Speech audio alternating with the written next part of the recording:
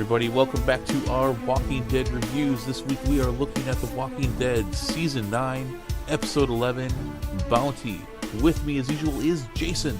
This week on The Walking Dead, watch two people trade a girl for two broke guys, a deaf woman steals a baby, and Zeke goes on a side quest. Okay, there it is. Who's Zeke? Zeke, the guy with the parper, the guy writing the new Declaration of Independence. Ezekiel. Yeah. Okay, you call him Zeke. I hadn't heard that before. Okay. Yeah, no, I think that must be short for Ezekiel, or did you just make that up? I just made that up. Did you make? I think that works though. Yeah. Right. Well, there it is, everybody. He gave you the summary. So we will be back next. No, I'm just kidding. No, well, that was it though. Yeah. Let's talk about it. So actually, that wasn't quite everything. Right at the beginning of the show, we actually took another jump in time. This time back 6 years to shortly after Rick disappeared. We got to see a moment of this. We got a little bit more of an explanation, or maybe just a tease, maybe not even an explanation, but a tease of some of the things that went down. And they talk a little bit more. This is when Tara actually leaves. You get to see Jesus. You got to see your buddy Jesus. Yeah, I know he's not dead. He is dead. He's dead. That was 6 years ago. He's dead. Well, you know what I mean. And it's interesting to see that transition phase for Carol, you know? Yeah. Because they went from her basically having, like, little hair to all of a sudden now she's got, right, long silver hair and a bow and arrow, Yeah. So it looks like she's been doing the bow and arrow for a while. I know that's interesting. It's kind of funny because on our weekly podcast, The Jagged Edge, you guys should check it out. It's on the channel. We were talking about how, because they're going to be doing a Hulk Hogan biopic. Did you hear about this? Mm-hmm. So, yeah, they're going to be doing that. And I'm like, you can actually, watching old footage of Hulk Hogan, you can tell where he is in his career by his hairline.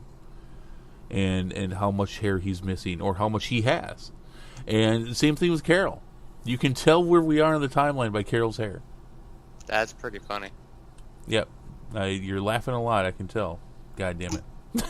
But, okay, so the most interesting part about this, though, is that Tara says that she's not going back. So this is when she decided. So something happened. What we know, something happened. Michonne pissed off a lot of people. Daryl was there for her, but we don't know any specifics really beyond that. But because of this, Tara brings Ezekiel the charter that Michonne had been working on, that's basically the rules for all the communities.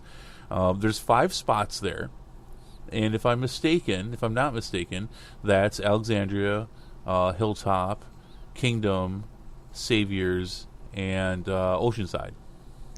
Yeah, I would assume so. Which obviously Saviors are gone, but yeah, again, this was right after the whole thing, so. It was interesting to see it. I was able to catch The Talking Dead after the show, and there's more talk about how we should probably see this whole incident and what's happened, I think, by before the season ends.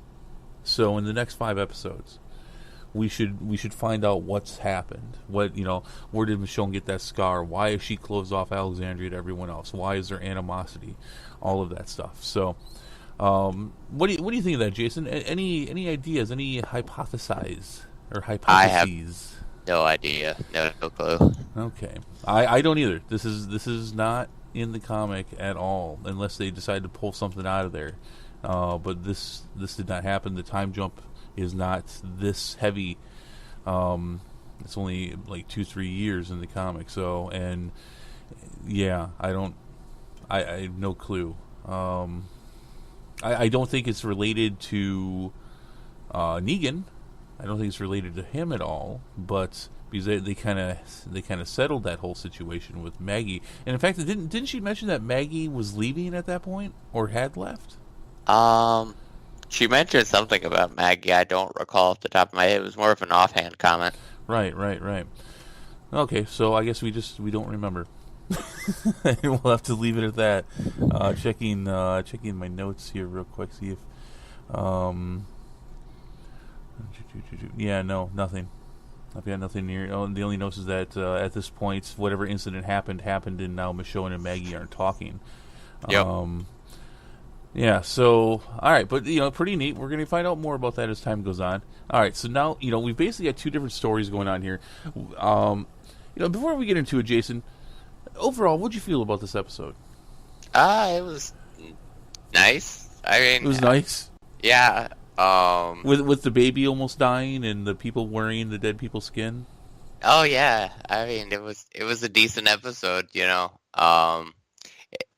there was nothing in it that made me feel like the actions of the characters broke sort of who they are, Mm-hmm. Teenagers were whiny and emotional. The deaf lady is overly empathetic. Alpha's a fucking psychopath, Just, they all acted exactly as I would expect them to. Okay. Other than the fact that Alpha slapped the crap out of, oh my god, I'm having a... Lydia? For calling her mom. Yep. No, you refer to Alpha as Alpha, just like everybody else. Kind of funny. Interesting point here. I wonder if they're going to play on this, because it's obvious, but I don't know if people caught on to this maybe as much as they could or they should. That like Lydia mentions that she's surprised, I think at the end of the last episode, that she's surprised that her mom's there. I think one of the few things that she was talking about that was the truth when she first got captured was that they're not going to come get her, and I think she meant that, and I think she's genuinely surprised to see that Alpha's there to get her. Kind of funny because the hypocrisy of the situation, that they're in that the Whispers are in that whole scenario because Alpha has decided to get her daughter. Yeah. But at the same time, they have somebody out there with a child. Yep. And she's just like, oh, too bad, so sad. It's it's Walker food. And it's like, really, the hypocrisy of that whole situation. Did you catch on to that? Yeah, definitely. I mean, again, it's obvious, but at the same time, it makes me wonder if they're going to play on that a little bit more, because obviously Alpha gets to pick the rules. She's obviously the leader of the group, but she's breaking the rules while at the same time expecting someone to give up their child while she's breaking the rules to get hers. Yeah. So I wonder if that's going to play out more in the future, going forward, if there's going to be consequences for that. I'm sure there will be. There generally are. So, I mean, it's interesting. We really didn't get to see any of the other Whispers outside of their masks. Well, unless you want to count the baby. But, it's still really cool and neat to see the Whispers handle these things. Like, they're not, when the Walkers start showing up, they're not concerned about it, but they're like, hey, we gotta do something about this. And then they just get into action. They're like, all right, let's walk them off. Let's walk them away. Interesting stuff. I did think the scenario where what's her name? Who grabs the baby? Yeah, the deaf girl. Yeah, I'm sure she's got a better name than that though. I don't know. Look at my notes. I don't see it. Anyway, she grabs the baby, and that was a really intense and interesting scenario in the corn. Yeah, I'm surprised the Whispers just sort of let it happen, too. They were like, all right, whatever, I guess if you want the baby, it's your baby now. Well, I think doing although I am a little shocked that, there seems to be no attempt to try to acquire that child again, while at the same time, the whole point of this mission was that Alpha was acquiring hers. It's just gone now. Yeah. That seems to happen a lot. Bad guys' babies just get taken by our good guys, and that's it. It just seems to be what happens. I think that happened in season 8. With All Out War, when Aaron took the baby from the Saviors, and no one said a fucking thing about it. At no point did Negan say, "And let's get that baby back." It's they get another baby.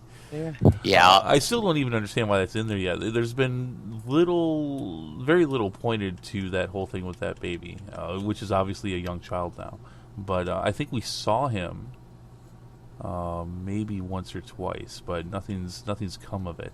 And I wonder if anything will. Because that's not in the comic at all, and that was really confusing to me. I was like, why are they doing this? Because they didn't do anything with it. No, they really didn't. And I wonder if maybe that's a storyline they had to drop because of all the shifting in the cast. Yeah, I would imagine that was the Yeah. case because it didn't seem like an insignificant event at the time. No, it was kind of a big deal. So, yeah, the interaction, I think, like you said, Alpha's freaking you out. Kind of pissing you off. Wait, why is that? Why? Yeah. I don't know. Psycho lady. Total Yeah. disregard for the lives of small children. Looks like she's about one bad day away from just eating everybody else's face off, Just Okay. gives off a real sort of crack cocaine, bath salts kind of vibe. Do you think that she's a good leader? From like a technical standpoint, yeah. I mean, Okay. people follow her, so I guess that makes her a good leader. Okay. I'm I- asking I- because I obviously come from a different perspective at this point with Alpha. So, I have a feeling that the whole sacrifice your child thing is not going to end real well for her. People tend to not like it when you tell them to go sacrifice their kids to Walking Dead. well, I mean, this is not an unprecedented situation. People have been complaining about that to the government for decades. Yeah, I mean, put a bill together already. Wasn't that one of the 2018 talking points? Stop sacrificing our babies to zombies. I could have sworn more it was baby number one on the sacrifice. list for me. I mean, Yeah. that's just a fact. So, okay, so yeah, that really the whole situation with Alpha and Daryl and the group really just felt very paint by numbers. I think would be a good metaphor. Yeah. It played out fine. The whole thing with the baby and what's her name grabbing it and going through the corn was interesting. I mean, did anyone not expect Henry to go after Lydia? No. Did that not surprise really. you? Did that surprise you No. at all? It wasn't really out of character for him. No. Again, whiny, emotional teenagers are whiny and emotional. Well, there's not a lot of chicks. No. You got slim pickings, and I guess if you're if you're Henry, and Edith is with what's his name, starts with an A, Alden. Alden. Yeah. Edith is with Alden, so he's basically got the chick who used to wear the dead people skin, or the chick with the glasses. Yeah, again, kind of surprised he went with the dead people skin, Like, are glasses really that big of a deal? Well, I mean, are they glasses? I bet you glasses are a big deal in a zombie apocalypse. I mean, who's making new glasses? That's a good point. But as long as there's no damage to the lenses, you can swap out frames as much as you want. I guess, but at the same time, you have to think. You got to play the long game.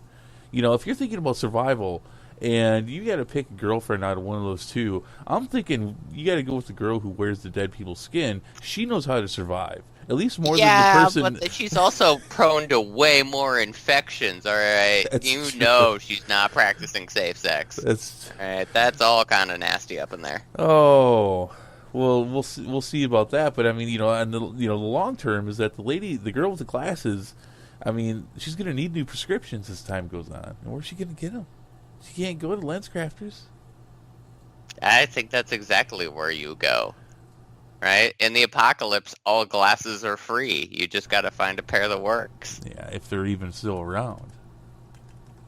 Why wouldn't they be? I don't imagine when, the days of looting have gone by, people were like, glasses, that's a hot commodity. That's kind of funny because I'm thinking about it. I'm like, I bet you in a destroyed town where everything has been taken, LensCrafters is probably spotless. Yeah, fucking untouched. Maybe one person went in there once to get some cleaner or something, but that's Yeah, probably yeah. it. New pair of frames. Okay, all right, we've gone way off the beaten Yeah. path here. Now let's talk about what I thought was the best part of the show. Actually, the scenario with the kingdom, in the side mission. I thought that was a lot of fun. That's the kind of stuff that I really enjoy in the show nowadays. You have these established characters, and the relationships are awesome. And it's just great to see Jerry. Mm-hmm. In fact, we saw so much Jerry that I thought maybe he was going to die. because I'm like, oh god, oh, we're getting a lot of Jerry here. He's in trouble. No, he's fine. Like, Yeah. it was great. It was great to see him again. We haven't seen the Kingdom. I think not since the beginning of the time jump last in the first half. Yeah. When they sent Henry off. So, Yep. no, it was good fun, interesting scenario. I enjoyed their conversation about how having to have recreation and fun things like movies, that's important too. It is. And I was glad to see that discussion made, especially having that discussion and debating it with Carol, who's she'll make you look at the flowers if she doesn't like what you're talking about. So, you got nothing? I look at the flowers. That is such a roundabout way of saying that. Well, that's what she does. She tells you to look at the flowers, and she shoots you in the brain. Yeah, I mean, you could have. I don't know. Just I was not expecting to look at the flowers. I was figuring, more like pushing up daisies, put you in the ground, Okay. All right. Well, so and I like the fact that the Kingdom and Ezekiel has the charter. I think that's a great place for it, all things considered, because everyone seems to get along with the Kingdom just fine, which is good for the Kingdom because it's falling apart. So we'll see if that plays a role here throughout the rest of the season. Although there's about to be some trouble now that Henry's gone off to live with the people who wear dead people's skin. So yeah, I don't imagine Mom and Dad are going to be too happy about that. No, unless they want to do that too. Although a lot of people are just begging for a Carol Alpha matchup, just to see what's going to happen, and it looks like you might get it. 2 middle-aged women enter, 1 leaves. Sunday. I don't think the fact that they're middle-aged women has any meaning here. They're both vicious. I mean, you cannot tell me that Carol is not the deadliest person on the show. She still is. Oh, absolutely, without a doubt. I like the matchup. Like 2, essentially apocalypse moms walk into a fucking death match. Yep. Throw them in the Thunderdome. See what happens. Yep. But yeah, no, I really enjoyed the whole thing with the theater and all that. Although I was a little confused. So they use the player. The tape player to lure the walkers, but like, where is that? Did I miss it? Where is the boombox on like a skateboard or something? What's making it go further away? I have no idea. Did you wonder that as well? No, but now that you bring it up, it didn't make a lot of sense. No, it's just like, okay, well, if it was on something with wheels, like maybe a cart or something, and then they push it away and the walkers would follow after. But then at the same time, it's like, well, if it's right outside, that's going to draw them to it, and then what?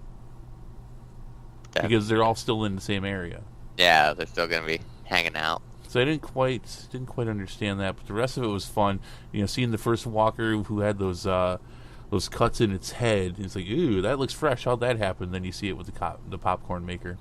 Yep. Thought that was a lot of fun. Yeah, good stuff. Good stuff. Did we catch everything, Jason? I think we did. I think we did. All right. You want to rate this thing? Let's do it. Okay, so let's rate it 1 out of 5 movie bulbs, if I can talk. Blah, blah. 1 out of 5 movie bulbs. I'm gonna go with a solid 3.5 to 4, probably. A solid maybe this or that.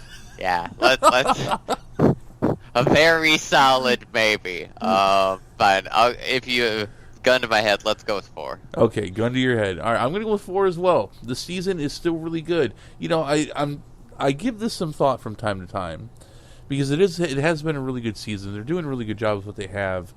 But have you shaken the fact that there's clearly something missing? You mean Rick? Yeah. Yes. That's still there for you? Yeah. Constantly. I think we've lost so many people. Well, every time I turn it on, I'm like, oh, I wonder where Rick is. Oh, wait, he's dead. Did you see the preview for next week? No. Okay, I'm going to bring up 2 things. One, we're going to find out more about Father Gabriel. Cool. They showed him, so he's still around. He's not dead. We still cannot remember where Father Gabriel is, but he's doing a thing, and we'll find out next week. And also, you have not seen this yet. We got our first glimpses of Beta. Oh. Yeah. So there's Alpha, and then there's Beta. Is Beta a boy or a girl? I think you're gonna have to wait to find out. Great. Why even tell me? Just leave it. Because I think you're gonna like Beta. I think you're gonna like Beta a lot. You're gonna be like, Beta's badass. Now you just got me excited. Oh. Well, the preview's out there, sir. I hope I didn't get you too excited. I don't need to be hearing about that shit. All right, Jason. All right. Jason, any last words for everybody listening? Yes. Even in the apocalypse, kids, remember, infection is the greatest killer. Even Carol can't fight off sepsis. And once again, Jason gives us the treasure of his obvious observations. In the zombie apocalypse, infection is bad. No idea. You caught me blind on that one, Jason. Thank you very much. All right, guys, that is going to do it for us. Give us a like and subscribe. Let us know what you thought about the episode down below. Put it in the comments. Was there anything we missed? And by the way, where is Father Gabriel? Please, no one's told us yet. We don't remember. We're going to find out next week, but we'd kind of like to know before that. He's off getting a hand job somewhere. Yeah, he's off repopulating the earth. Yeah. Doing the work that a preacher should. Yep. All right. Okay, that's it for us. Thanks a lot, guys. We'll see you next week. Peace.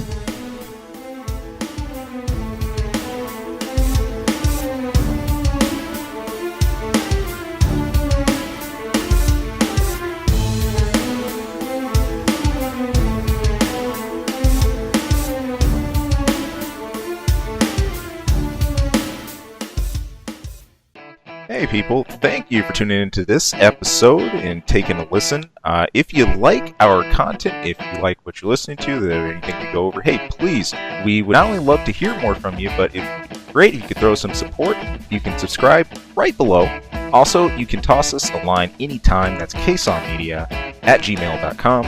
Of course, you can tune in for our channel anytime for movie reviews, game reviews, a lot of random wacky stuff. Who knows what you'll hear. And of course, our episode each week where we're bringing the nerdiest things we can find, dig up, and maybe not find. Maybe the stuff that just drops in our laps. But anyway, hey, thank you so much for tuning in. Thank you for listening. We hope to hear from you again later. Take care.